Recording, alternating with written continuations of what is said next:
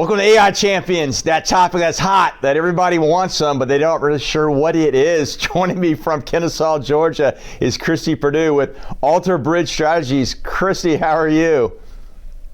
I'm great. Man, yeah, it's a great Friday to be here. It's freezing in Georgia, it's freezing in Florida. So what should we do? Have an interview on AI. So, hey, thanks for taking the time. You've been in this space for a while. What is AlterBridge Strategies? What do you do? How do you do it? And let's talk about AI from your perspective. Yeah, AlterBridge Strategies is really focused on helping senior executives really understand what AI is and what it isn't. A lot of people think, especially with Gen AI, that you can just throw it at every problem and it's just magic, which it definitely is not. So I help the executive teams, and whether it's a founder, owner of a small business or an executive team of enterprise, really understand what they're getting themselves into, what it's capable of and what it's not, how to leverage it to get the actual results you want. And I also can and help the organizations and help the senior executives understand some strategic techniques that most don't know about, most don't teach, but it's really to get that kind of aha moment and the reality check of, wow, had no clue, so that you can really set your goals, your strategy, and really go through the use cases that you really want to focus on in order to set your priorities. Then go through the analysis, the assessments, the prioritizations, and then setting up a pilot so that it has a chance of being successful. I go through all the training, going through all of the help and everything else that you have to go through to prioritize and to set up for implementation. But then I bring in teams to help with the implementation, unless it's something small. And a lot of times it is something small that can be done. AI is a fantastic technology, but very misunderstood. Well, hey, Christy, I appreciate that, because a number of things, there's a lot you threw in there that I want to unpack. So, the fact that when I was in the military, briefing a number of generals, they would say, hey, just sprinkle some AI on it like it was salt, and that's not a true thing, which you've already alluded to. And what I do love is you use the term strategy multiple times. Actually, in the title of your business is the fact that sometimes we try to cure the symptoms rather than cure the cancer. So unpacking what are we really trying to do, and then how do we kind of get there and develop the strategy, the roadmap from this is what we want to do, this is how we get there, and then make sure that it's modeled, prepared, and then launched in a way that you're getting the effects you want. Because I can only imagine, and you've been in this space for a while, that companies can spend a lot of money doing something that has no purposeful effect if they don't kind of think through this.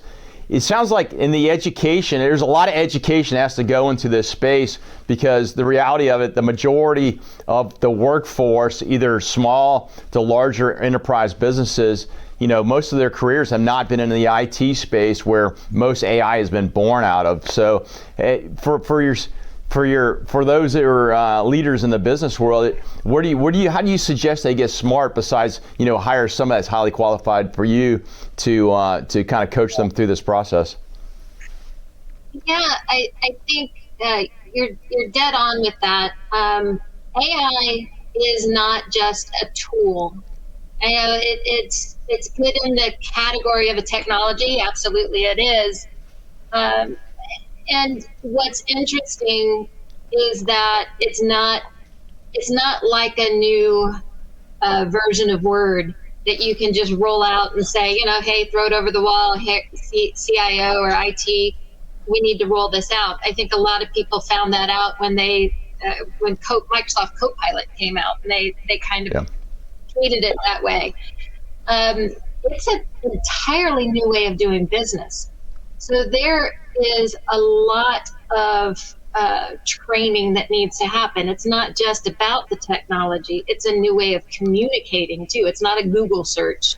It's training on prompting. It's different techniques on prompting. It's also what can you do, what can't you do. It's around AI governance. It's what's ethical, what's not. It's, can I put this into the system or not? Things that you didn't have to worry about in typical business because nobody would have even had the thought to do it. Now it's like, oh wow, I can put this whole database into ChatGPT and I can extract all this information. Wow, let me go do that without even thinking of what's actually in it and where it might be shared or who might have access to it. And is it actually confined to just the business? So there's a lot of different types of training, and it's not a one and done. It is an ongoing concern, and it is a repeat, a thing that you're going to have to do over and over and over again because these models change constantly, and some of this training is not going to just stick. You're going to have to do repeat training, just like kind of cybersecurity, where you do the repetitive training. You're going to have to do repetitive training, and it's not I'm writing a book right now that's called Power Moves, and there's a set of things that you have to do, and then there's those things that I call power moves that are the over and above. Training is one of those over and above because a lot of people just do training and they'll say, okay, we're done. Yeah. The ones that actually set up the training and do it continually on a continual basis and do the extra training that spreads across not just the technology, but across the people and across the processes, those are the ones that are going to win. That's huge, and I appreciate that. I mean, there's so much to unpack, and like I tell folks, like AI, I mean, we're like on like iPhone 0.01, right? I mean, this thing is going to expand, and it's going to be iPhone, 990,000 whatever down the road, but it's evolutionary, and you got to keep pace. Like you stated, it's not only the leaders, but it's also the workforce that's going to have to be invested in order to keep that performance and then keep that market advantage over your competition. Or if they're using it, they're going to potentially use it against you, and then the next thing you know, you're not in business anymore. So Christy, how do folks find AlterBridge Strategies? Yeah, you can find AlterBridge Strategies on the website. So it's www.alterbridge, as it sounds, strategies.com. And you can find me on LinkedIn. It's Kristen Perdue on LinkedIn. And that's where you can find me. Well, thanks a lot, Christy. Appreciate your time.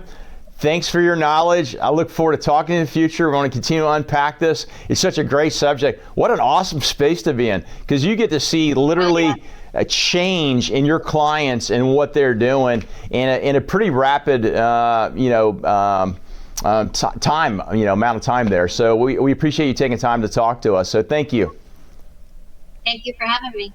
Yeah, appreciate it. Hey, folks, you like what you heard? Connect with Christy and I on LinkedIn. We'd love to continue the conversation with you. Take a look at AlterBridge Strategies. I would say you probably need their services. You're not using AI. I use AI every single day in some capacity. I would say you're probably not leveraging your own talents to the maximum potential. We'll see our next segment of AI Champions Live with Gratitude.